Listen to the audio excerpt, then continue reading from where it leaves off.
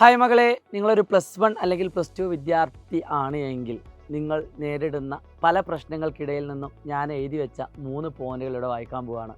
ഇതിൽ നിങ്ങൾക്ക് ഏത് പോയിൻ്റായിട്ടാണോ ഏറ്റവും കൂടുതൽ റിലേറ്റ് ചെയ്യാൻ പറ്റുന്നത്, ഇനി അതല്ല ഈ 3 പോയിന്റുകളുമല്ല ഇതൊന്നുമല്ലാത്ത ഒരുപാട് പ്രശ്നങ്ങൾ ഞാൻ നേരിടുന്നുണ്ട് എന്ന് നിങ്ങൾക്ക് തോന്നുന്നുണ്ടെങ്കിൽ നിങ്ങൾക്ക് താഴെ കമൻറ്റ് ബോക്സിൽ രേഖപ്പെടുത്താവുന്നതാണ്. മക്കളെ, ഏറ്റവും ആദ്യം നിങ്ങളൊരു +1 സയൻസ് അല്ലെങ്കിൽ +2 സയൻസ് വിദ്യാർത്ഥിയാണെങ്കിൽ നിങ്ങളുടെ ഉള്ളിലുള്ള ഒരു കാര്യം, ഒന്നാമത്തെ കാര്യം, പഠിച്ചാലും മനസ്സിലാവില്ല എന്നൊരു തോന്നൽ. കാരണം നിങ്ങൾ +1 എത്തിയ സമയത്ത് അല്ലെങ്കിൽ +2 എത്തിയ സമയത്ത് നന്നായിട്ട് പഠിക്കണം എന്നൊക്കെ ആഗ്രഹിച്ച് നിന്ന ഒരാളായിരിക്കും. അതിനുവേണ്ടി കുറേയൊക്കെ നിങ്ങൾ ശ്രമിച്ചിട്ടുണ്ടാവും. പക്ഷേ എവിടെയൊക്കെയോ അതിൻ്റെ ഒരു ട്രാക്ക് നഷ്ടപ്പെട്ടിട്ടുണ്ടാകും.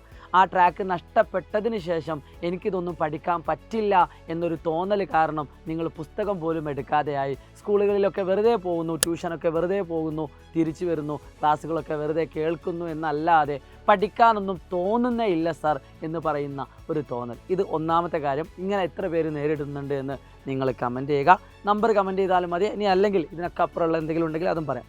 രണ്ടാമത്തെ കാര്യം, എത്ര പഠിച്ചിട്ടും മാർക്ക് നേടാൻ പറ്റുന്നില്ല. തൊട്ട് മുമ്പത്തെ പറഞ്ഞ വിഭാഗം പഠിക്കാൻ തന്നെ തോന്നാത്ത ആളുകളാണ്.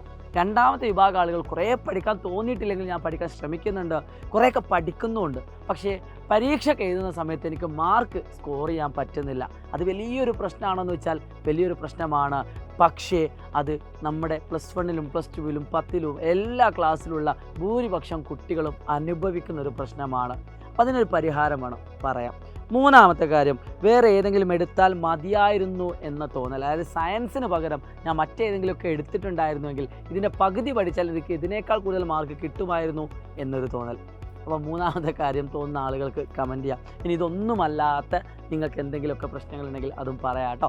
സോ പ്രിയപ്പെട്ട മക്കളെ, എങ്ങനെയാണ് ഇതിനൊക്കെ ഓവർകം ചെയ്യാന്നുള്ളതാണ് നമ്മൾ പറയാൻ പോകുന്നത്. ഒന്നാമത്തെ +2 കുട്ടികളാണെങ്കിൽ അവർക്ക് കൃത്യമായിട്ട് ഓണം എക്സാമിൻ്റെ ടൈം ടേബിളും കാര്യങ്ങളൊക്കെ ഉണ്ട്. സോ നമ്മൾ ഏറ്റവും കൂടുതൽ പഠിക്കാൻ ആഗ്രഹിക്കുന്ന, അല്ലെങ്കിൽ നമ്മൾ പോലും മനസ്സില്ലെങ്കിൽ പോലും പഠിക്കുന്നൊരു സമയം അത് എക്സാം ടൈമാണ്. അപ്പോൾ ആ എക്സാം ടൈം നമ്മൾ മാക്സിമം യൂട്ടിലൈസ് ചെയ്യുക. പറ്റിയാലും ഇല്ലെങ്കിലും പറ്റുന്ന രീതിയിൽ നമ്മൾ പഠിക്കുക. ഫോർ എക്സാമ്പിൾ, ഇപ്പം ഒന്നാമത്തെ അല്ലെങ്കിൽ മാത്സ് എന്ന് പറയുന്ന സബ്ജക്റ്റ്, അതിൻ്റെ ആദ്യത്തെ ചാപ്റ്ററുകൾ അല്ലെങ്കിൽ ഒരു 3-4 ചാപ്റ്റർ നമ്മൾ അടുപ്പിച്ചെടുത്തു എന്ന് വിചാരിക്കാം. അപ്പോൾ ആദ്യത്തെ ചാപ്റ്റർ നമുക്ക് ടഫാണ് എങ്കിൽ, ഞാനൊരു എക്സാമ്പിൾ മാത്രമാണ് പറയുന്നത്, ആദ്യത്തെ ചാപ്റ്റർ നമുക്ക് ടഫാണെങ്കിൽ ഓട്ടോമാറ്റിക് നമുക്ക് പഠിക്കാൻ കുറച്ചൊരു ബുദ്ധിമുട്ടുണ്ടാവും. അപ്പോൾ നമ്മൾ ആ ചാപ്റ്റർ താൽക്കാലികമായിട്ട് അവിടെ മാറ്റി വെച്ചിട്ട് നമുക്ക് എളുപ്പമുള്ള ചാപ്റ്റേഴ്സ് വേഗം കവർ ചെയ്യുക, പഠിച്ച് തീർക്കുക. വെറുതെ വെച്ചാൽ പോരാ, തുടങ്ങിയാൽ പോരാ, അത് തീർക്കണം. അപ്പോൾ തന്നെ നമുക്ക് ആദ്യത്തെ ഒരു 4 ചാപ്റ്ററാണ് പഠിക്കാനുള്ളെങ്കിൽ അതിൽ 1-2 ചാപ്റ്റർ എന്തായാലും എളുപ്പമുള്ളതായിരിക്കും, അത്യാവശ്യം വലിയ കുഴപ്പമില്ലാതെ പഠിക്കാൻ വന്ന ചാപ്റ്റർ ആയിരിക്കും. അത് കവർ ചെയ്ത് തന്നെ പകുതി സമാധാനമായി. ടഫുള്ളയിൽ തന്നെ നിങ്ങൾ കുടുങ്ങിക്കിടക്കാതെ നിങ്ങൾ എളുപ്പമുള്ള ചാപ്റ്റേഴ്സുകൾ വേഗം ക്ലിയർ ചെയ്യുക.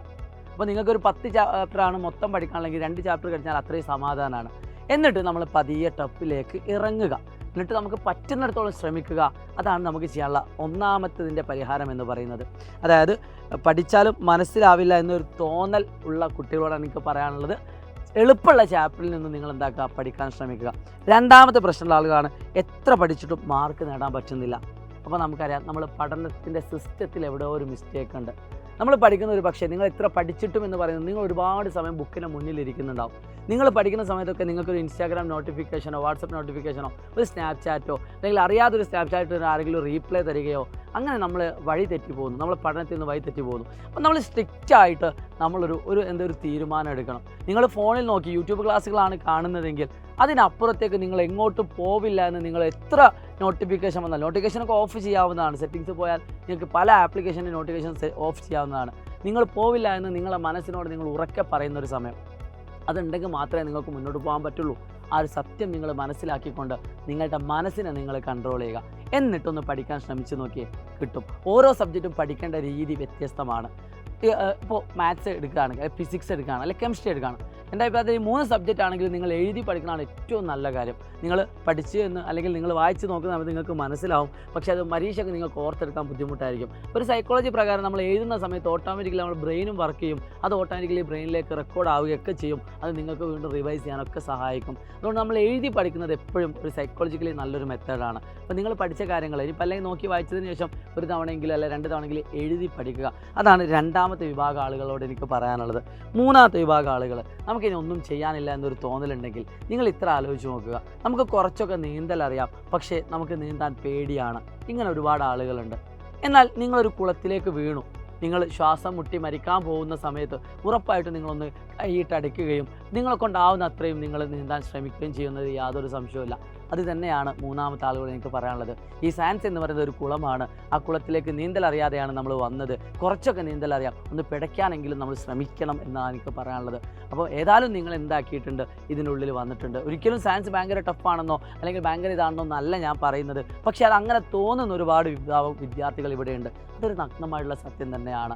സോ മക്കളെ, നമ്മൾക്കൊണ്ടാവുന്ന അത്രയും നമ്മൾ ശ്രമിച്ചുകൊണ്ട് നമ്മുടെ ഒരു വർഷം അല്ലെ 2 വർഷം നമ്മൾ ഒരിക്കലും വേസ്റ്റ് ചെയ്യാൻ പാടില്ല. അതുകൊണ്ട് നമ്മൾക്കൊണ്ടാവുന്ന അത്രയും പഠിക്കുക, മാക്സിമം നമ്മൾക്കൊണ്ടാവുന്ന ഹാർഡ് വർക്ക് ചെയ്യുക. എപ്പോഴും ഞാൻ പറയുന്നത് നിങ്ങളുടെ മാർക്കിനേക്കാളൊക്കെ അപ്പുറത്താണ് നമ്മുടെ ഹാർഡ് വർക്കിൻ്റെയും നമ്മുടെ സ്കില്ലിൻ്റെയും റിസൾട്ട് എന്ന് പറയുന്നത്. നിങ്ങളുടെ ലൈഫിനെ തീരുമാനിക്കുന്നത് ഒരിക്കലും നിങ്ങളുടെ മാർക്കല്ല എന്നാണ് എൻ്റെ പേഴ്സണൽ ഒപ്പീനിയൻ. കാരണം എൻ്റെ ലൈഫിൽ ഞാൻ പഠിച്ചൊരു കാര്യം, എനിക്ക് മാർക്കിനേക്കാൾ കൂടുതൽ എൻ്റെ ലൈഫിൽ എനിക്ക് ഉപകാരപ്പെട്ടത് ഞാനെടുത്ത സ്കില്ലുകളാണ്. അതിനുവേണ്ടി ഞാനെടുത്ത ഹാർഡ് വർക്ക് തന്നെയാണ്. അത് തന്നെയാണ് നിങ്ങളോട് എനിക്ക് പറയാനുള്ളത്. നമ്മുടെ ചുറ്റുവട്ടത്തേക്ക് നോക്കുന്ന സമയത്ത് ഒരുപാട് മാർക്കുള്ള ആളുകളൊന്നും അല്ല ഏറ്റവും ഉയരത്തിലേക്ക് വരുന്നത് എന്ന് കരുതി അവർ വരുന്നില്ല എന്നൊരു അർത്ഥം ഇതിനില്ല കേട്ടോ. അവർ വരുന്നുണ്ട്.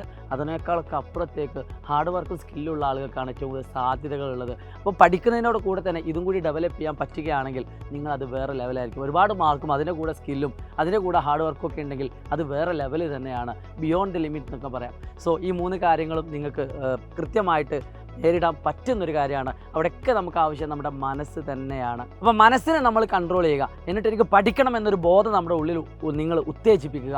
ഉറപ്പായിട്ടും നല്ലൊരു റിസൾട്ട് നിങ്ങൾക്ക് നേടാൻ പറ്റും. ഈ വരുന്ന ഓണം എക്സാമിന് നിങ്ങൾ നല്ലൊരു മാർക്ക് സ്കോർ ചെയ്തുകൊണ്ട് നിങ്ങൾ അടിപൊളിയാക്കുക. ഇപ്പോൾ +1 വിദ്യാർത്ഥികളാണെങ്കിൽ ഒരു പക്ഷേ അവർക്ക് എക്സാമുകൾ ഉണ്ടാവാറില്ല. പക്ഷേ യൂണിറ്റ് ടെസ്റ്റ് ആകുമ്പോഴൊക്കെ മാക്സിമം പഠിച്ചുകൊണ്ട് ഓരോന്ന് കവർ ചെയ്തുകൊണ്ട് നിങ്ങൾ പഠിക്കാൻ ശ്രമിക്കുക. നിങ്ങൾക്ക് പഠിച്ചാൽ, നിങ്ങൾക്ക് ശ്രമിച്ചാൽ ഉറപ്പായിട്ടും ഒരിക്കൽ വിജയം നേടുമെന്നത് യാതൊരു സംശയവും വേണ്ട.